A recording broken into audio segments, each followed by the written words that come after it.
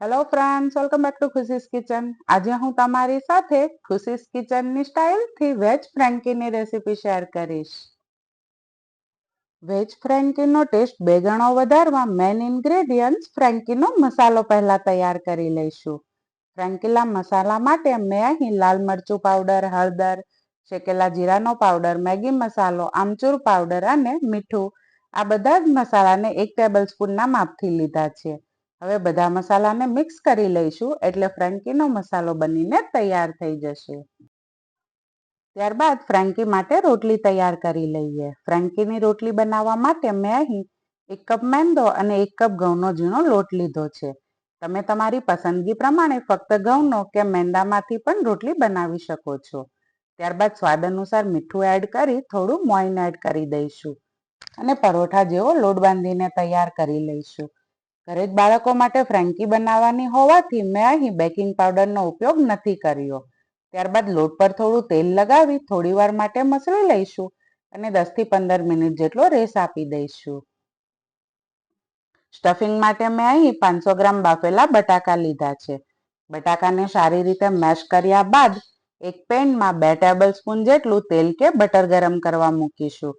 તેલ ગરમ થઈ જાય એટલે તેમાં લસણની પેસ્ટ, આદુની પેસ્ટ તેમજ ઝીણા કટ કરેલા મરચાં ઉમેરી થોડી વાર માટે સાતળી લઈશું. ત્યારબાદ તેમાં ઝીણી સમારેલ ડુંગળી અને ઝીણા સમારેલ કેપ્સિકમ એડ કરી 2 થી 3 મિનિટ માટે સાતળી લઈશું.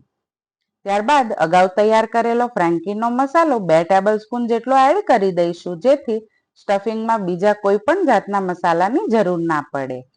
ત્યારબાદ 1 ટેબલસ્પૂન રેડ ચીલી સોસ અને 1 ટેબલસ્પૂન શેઝવાન સોસ ઉમેરી બરાબર મિક્સ કરી લઈશું. ત્યારબાદ તેમાં મેશ કરેલા બટેકા ઉમેરી મસાલા સાથે બરાબર મિક્સ કરી લઈશું અને લાસ્ટમાં લીલા ધાણા ઉમેરશું એટલે ફ્રેન્કી માટે સ્ટફિંગ તૈયાર થઈ જશે. ત્યારબાદ સલાડમાં મેં અહીં ડુંગળી, કેપ્સિકમ અને કોબીજ લીધા છે. તમે તમારી પસંદગી પ્રમાણે બીજા વેજીટેબલ્સ પણ એડ કરી શકો છો. ડુંગળી, કેપ્સિકમ અને કોબીજને આ રીતે સ્લાઇડરની મદદથી પતલા અને લાંબા કટ કરી લઈશું. ત્યારબાદ એક બાઉલમાં 2 થી 3 મરચાંને નાના નાના ટુકડામાં કટ કરી લઈશું અને તેમાં 2 ટેબલસ્પૂન જેટલું વિનેગર એડ કરી દઈશું. હવે 15 મિનિટ બાદ લોટના રેસ્ટનો ટાઈમ પૂરો થઈ ગયો છે તો લોટમાંથી લોહી લઈ ગોળ, મોટી અને પતલી એવી રોટલી વણી લઈશું. ત્યારબાદ ગરમ પેન પર તેને શેકવા માટે મૂકી દઈશું. આપણે અત્યારે રોટલીને વધારે નહીં શેકીએ, રોટલી કાચી પાકી રહે તેવી રીતે શેકી લઈશું. બધી જ રોટલી આવી રીતે શેકી લઈ કેસરોલમાં મૂકી દઈશું. ત્યારબાદ તે જ પેનમાં 1 ટેબલસ્પૂન જેટલું તેલ એડ કરી તૈયાર કરેલ બટાકાના સ્ટફિંગમાંથી મીડિયમ સાઇઝના રોલ તૈયાર કરી લઈશું અને બંને બાજુ થોડું ક્રિસ્પી જેવું લેયર થાય ત્યાં સુધી તેને શેકી લઈશું.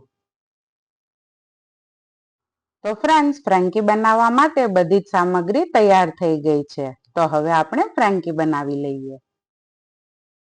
ફ્રેન્કી બનાવવા માટે આપણે સૌ પ્રથમ તૈયાર કરેલી રોટલી લઈ લઈશું. ત્યારબાદ રોટલી પર શેઝવાન ચટણી સ્પ્રેડ કરી દઈશું તેમજ બટાકાનું સ્ટફિંગ વાળો રોલ તેના પર મૂકી દઈશું.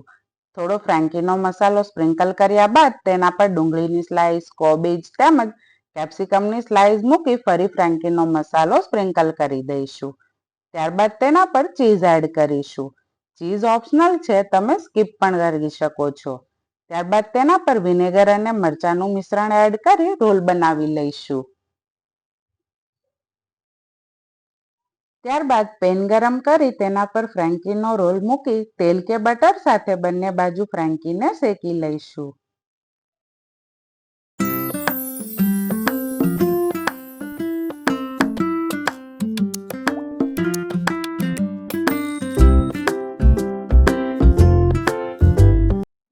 તૈયાર કરેલી ફ્રેન્કીને બટર પેપરથી પેક કરી લઈશું અને ફ્રેન્કીને સર્વ કરી દઈશું. તો ફ્રેન્ડ્સ, મારી આ રેસીપી જો તમને પસંદ આવી હોય તો લાઈક કરી કોમેન્ટમાં જરૂરથી જણાવજો.